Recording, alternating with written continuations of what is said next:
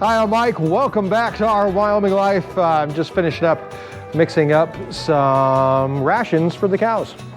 This is our feed ration. This is what we finish our cows on, and it's stored here in the grain bin, I guess you could call it.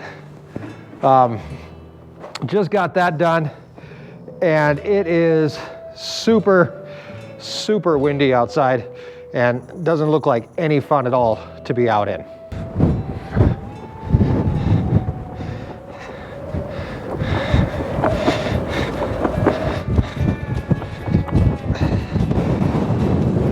In fact, winds right now are gusting anywhere between 60 to 65 miles per hour. Sustained wind right around 45. It's super windy, not that much fun to be out in. So meet me in the shop and we'll talk about what we're doing today.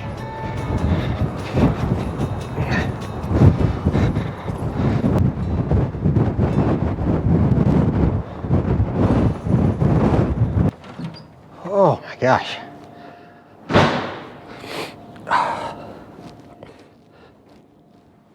That wind is absolutely crazy.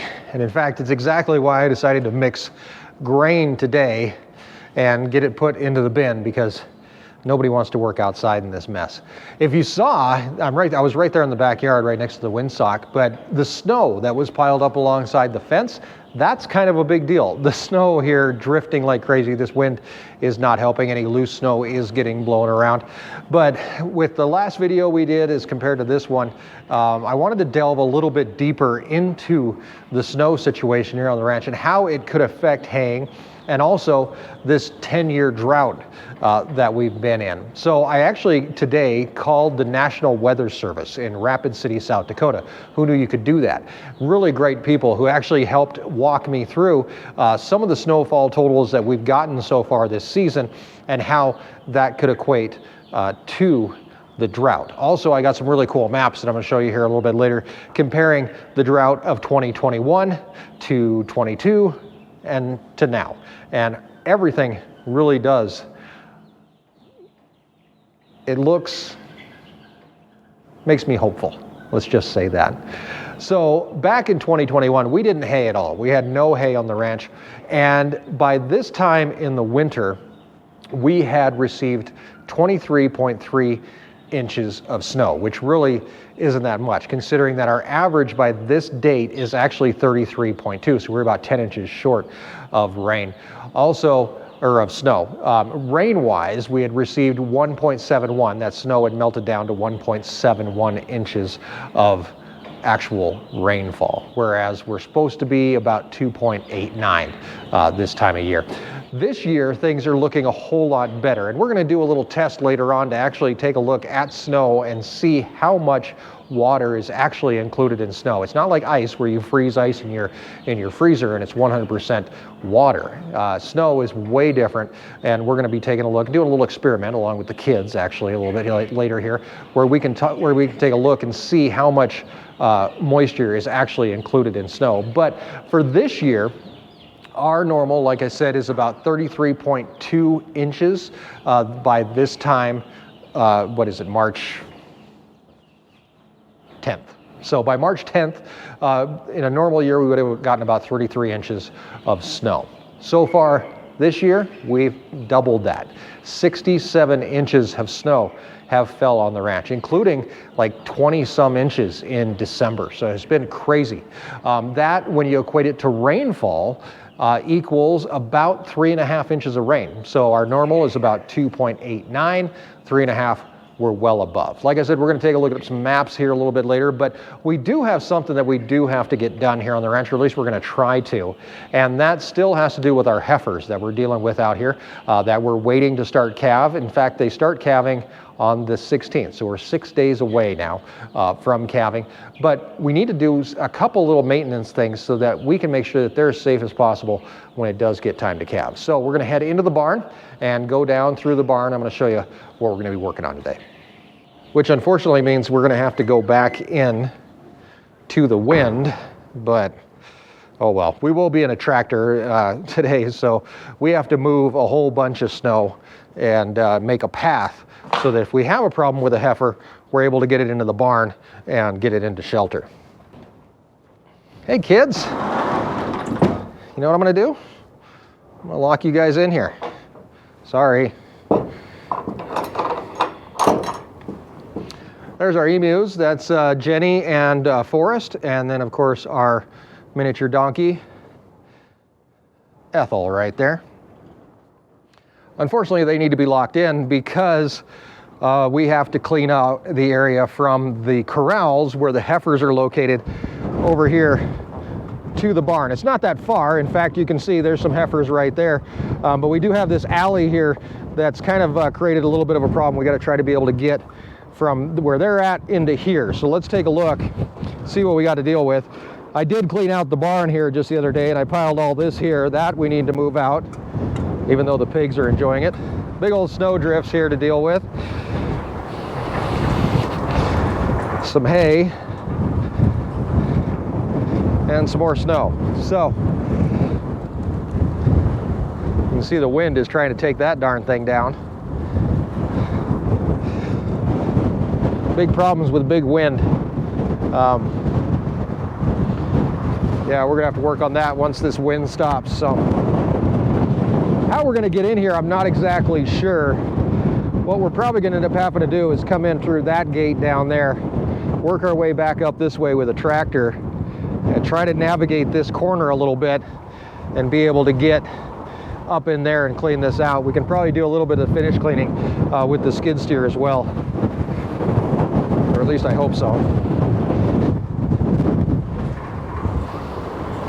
First things first, I think maybe we'll come in this way. This might be the easiest way. Actually drop through here, but I got to take this panel off of this fence in order to get that gate open. We actually put this panel up when the emus were a lot smaller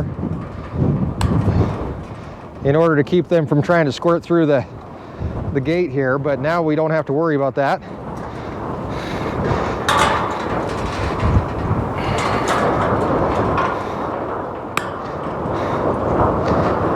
Now we can get it off of here, hopefully, even though it's frozen in the ground. Well, that's not good. Yeah, that ain't moving.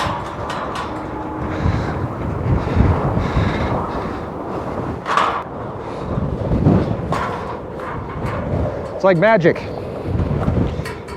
All right, so we're gonna come in with the skid steer and the forks, try to get this pulled out really quick.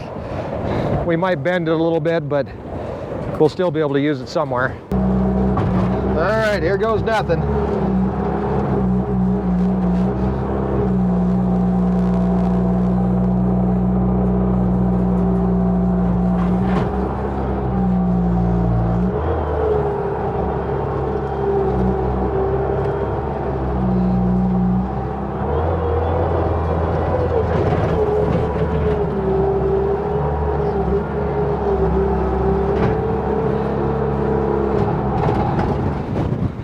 Well, it might have cost us a panel, but in all honesty, it's worth it. We got to get this opened up so that we can get those heifers in if we do have any trouble. So now we're going to go jump in the tractor, start moving some snow.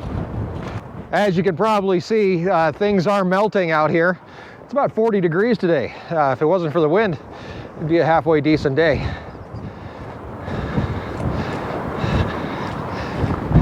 I'm gonna have to buy new flags after today. I can feel it already.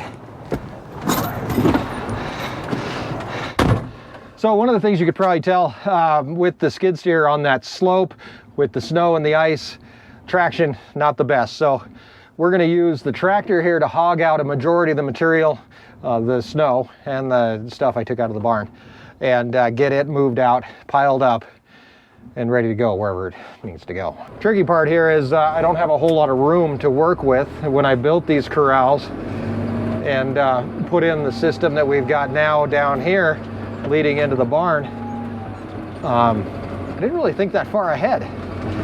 Nobody really ever does. Winter's something that just kind of magically happens.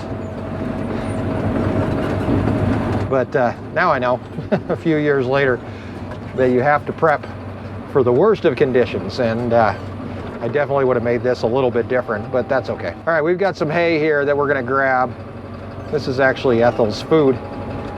We're just gonna move it out of the way for right now. Put it down here so that she can still get in and eat it.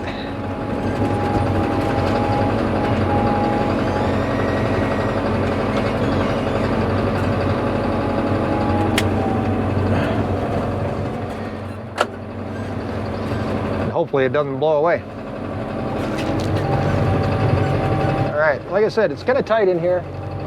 We don't have a whole lot of room to work with.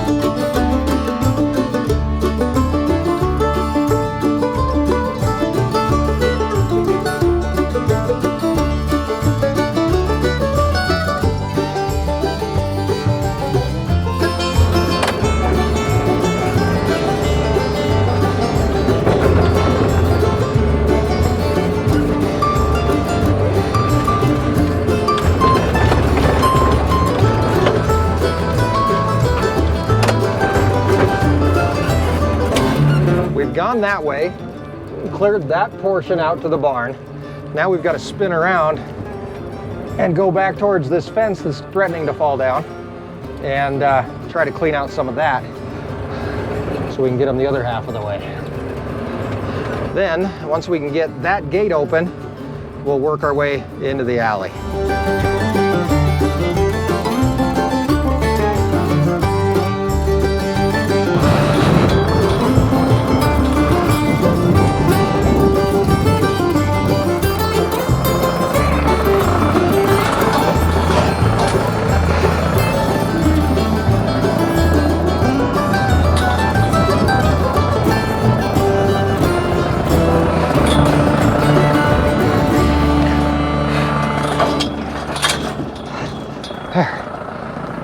Whew.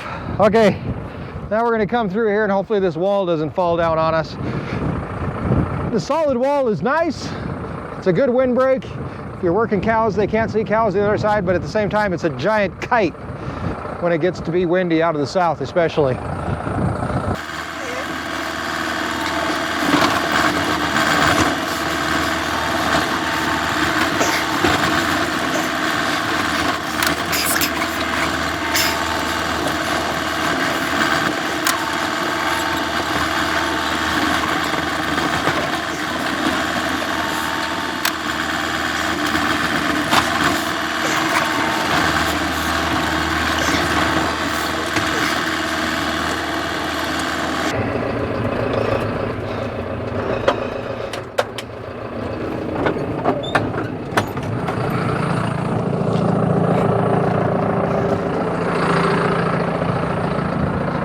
Okay, so that didn't work the best. This wall obviously in the way and a little narrow for the tractor, mirrors and all that kind of stuff, obviously going to get caught. But we did get it cleared out up to this gate, which is exactly where I wanted to go with it. If I could open up this gate and then take cows right behind me into the barn if we have to with some of these girls. And it's probably going to happen because heifers are heifers. First time moms, still learning the ropes. Okay, we're gonna get out of here with the tractor. And then we're gonna bring in some salt, try to knock down some of this ice. Last thing I want is a mom cow, even a heifer, as big of a pain in the butt as they can be, Last thing I want is one of those girls falling down, hurting herself, especially if she has a calf hanging halfway out of her. That's always not good, especially on the ice. So we are going to try to get rid of as much of this ice as possible. It's going to take us a few days with the salt, but we'll grab some. We'll start laying it out here.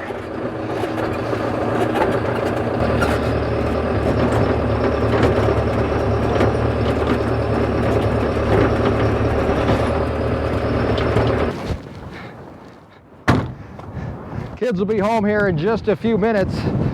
We've got a little experiment we're going to do with them. It has to do with how much water snow actually holds, and might be able to do the math and figure out how much snow it would take to water a field, make some hay, or maybe even just fill a reservoir. We'll figure that out as we go. So how does salt melt ice? Well, science. I'll take 2 science, please. So we have salt.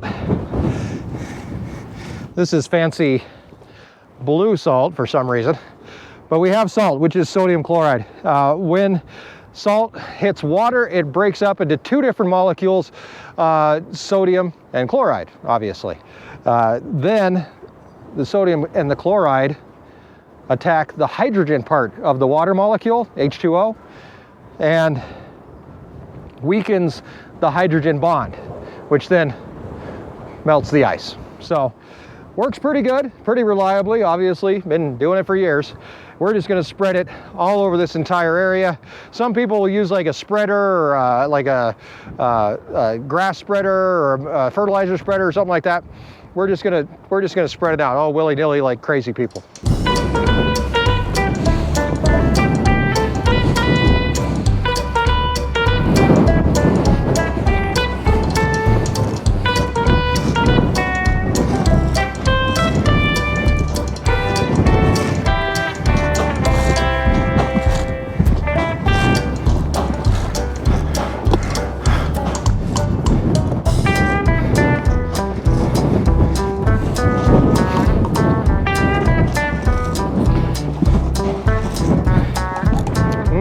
Salty. I think something blew back in my mouth. All right, close the gate. We're gonna get our donkey and the emus back out here. And then because we're doing science, we're gonna pull another Mr. Wizard. Remember that show, Mr. Wizard? I like Mr. Wizard. He was Canadian, really polite guy. We're gonna grab the kids and do a little experiment with snow and water.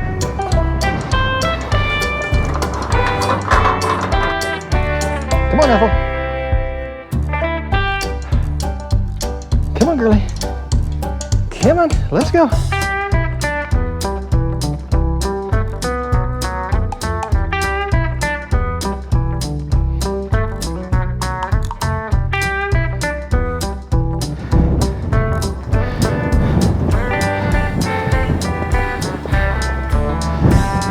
I guess nobody wants to deal with the wind.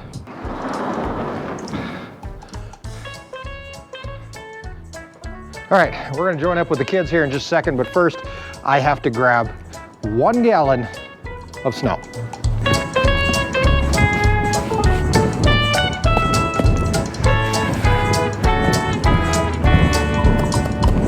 Here we go. 1 gallon of snow.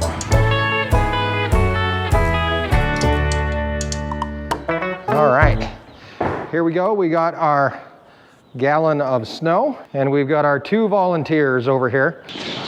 You guys remember Mackenzie? How old are you now? 12. 12 years old in 6th grade. And then we have Grace, who hasn't been in a video in a while. How are you, Grace? Good. How old are you now? I'm 9. You're 9. That's super cool. I remember being 9 years old. Pretty important age. Okay, so here we go.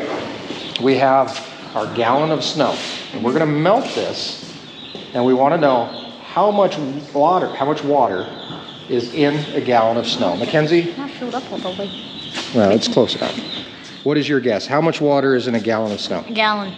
A gallon of water. Because snow is just water. Snow is just water. There's already a gallon of water in there. So there's a gallon of water. What about you, Grace? What do you think? How much snow, or how much water do you think is in here? Maybe not exactly a gallon, but like kind of under it a little. A little bit under a gallon, so like 3/4 of a gallon? Okay, so we're gonna melt this, and then we'll come back in a little while, and we'll check it out, and we'll see who's right, okay? Yeah. Whoever's All right. closest. What's that? Whoever's closest or right on it. Whoever's closest. How about that? Mm-hmm. Okay, cool. So we're gonna put this down, we're gonna turn up the heat here in the shop so it melts a little bit faster. Will the chicken be nibbled be okay? Yeah. Okay, all right, we'll be right back. You can use a heat gun. We could use a heat gun. Actually, what I'm gonna do is I'm gonna actually put a heater Well, this is fun. right next to it.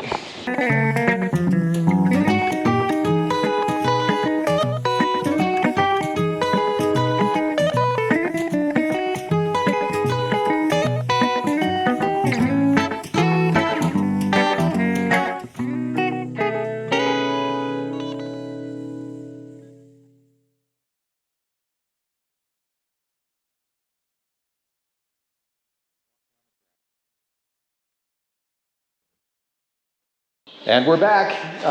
So all of our snow has melted in our pitcher here, and it is now, what do you say? 2 ounce. Yeah, that's what it says on the cup at least. It is half full, so this is a half a gallon out of that entire gallon of snow. Now you guessed a whole gallon. Yeah. So why do you think that it's only a half a gallon? I don't know physics. Because you don't know physics. Actually, it has nothing to do with physics. Well, I don't know what that water. Well, let's think of it this way. So when you cut out a snowflake out of a piece of paper, you know how you fold up a piece of paper and you cut out a snowflake? You know what I'm talking about? Yeah. Okay. In that snowflake, there's a whole bunch of like holes, right? So snow is made up of snowflakes. And in those snowflakes, there's a whole bunch of holes, right? What's in those holes? What? Air. Air. So the main part of the snowflake is frozen water, but all those little holes are air. So half of what we have in snow, we also have in air. So we started out with a gallon of snow, half of it is air, the other half is water. All right, guys, head on inside. Thank you for your help. I appreciate it. And I'll be back inside in just a minute. You want to pour that out?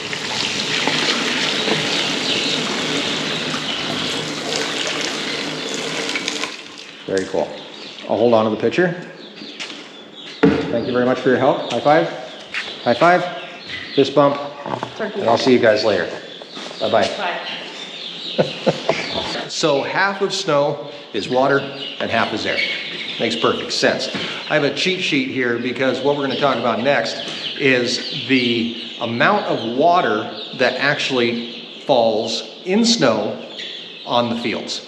But first, let's take a look at our drought maps. This one from 2021 showing the red, dark red, extreme drought, and then moderate drought, which pretty much the entire state was in.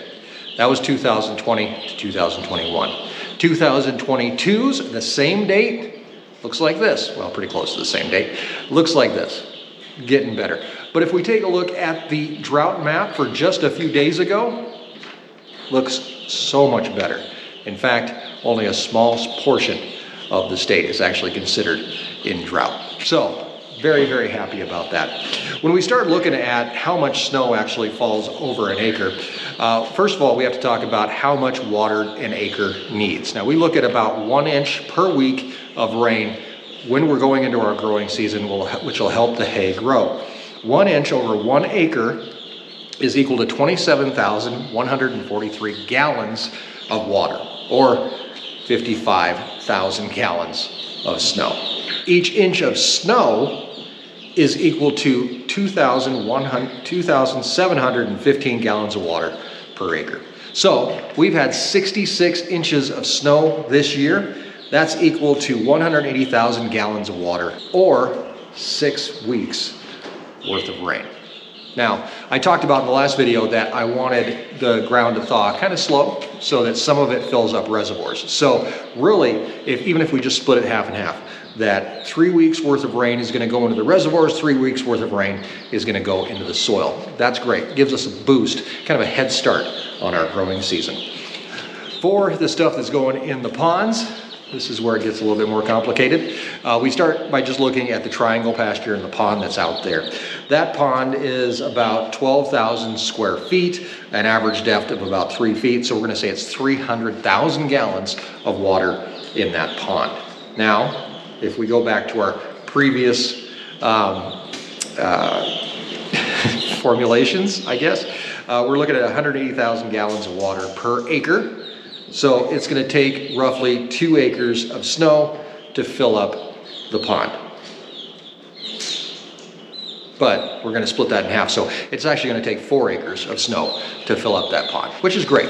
We hope it all happens, and we're gonna watch as we move through the spring. Hopefully we don't slip into drought again, and we're gonna see how all of this runoff really does make a difference here on the ranch. By the way, these pictures, if we were gonna fill up that pond with pitchers of snow, 1 gallon pitchers of snow, it would only take 600,000 of these. That's a lot. Thanks guys for hanging out with me once again. I do appreciate it. We have some pretty cool stuff on the way. We are gonna be calving these heifers pretty soon. And if you got entered into the drawing to guess which one of the heifers is going to calve first, great. If you haven't, check your email, because if you signed up for the newsletter, there is an email in there for you that says, that gives you the information on where you can go get your information or get your guess in so that you can win up to $100 to spend on the Our Wyoming Life website. So that's it for me for today. It's the weekend. Time to go hang out with those kiddos. And I hope you have a great one. Till we meet again, have a great weekend. And thanks for joining us in Our Wyoming Life. My brain hurts. How many numbers?